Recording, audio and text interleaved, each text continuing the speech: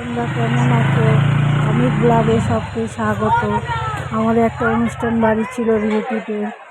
আমি, আমার বউ, আমার মা গেছিলাম। আমার বড় ছেলে তো জানে না আমরা যেতে পারিনি, এই ভয় বসে আড্ডা মারছি। আমার ছেলেও যায়নি, আমার বড় যায়নি, সবাই জিজ্ঞেস করছিল, গল্প হচ্ছে বসে বসে।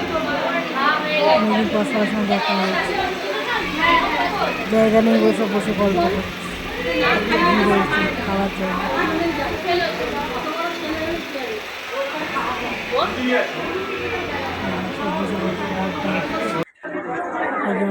আমাদের সঙ্গে ছিল মানে দেশে কখন বসে পড়েছে।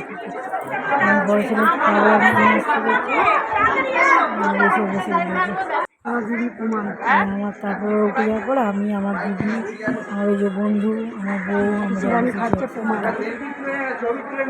মেনুতে খুব জোর খিদে পেয়েছে। আর মেনুতে তুলিনি। মেনুতে ছিল ডাল, ঝুড়ি আলু ভাজা, পটল চিংড়ি, মাংস, চাটনি, পাঁপড়, পায়েস, আইসক্রিম, এরকম মিষ্টি, আলু ভাজা,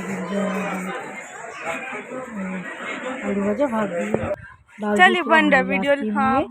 চলে আসছি আমরা দুজনে মিলে।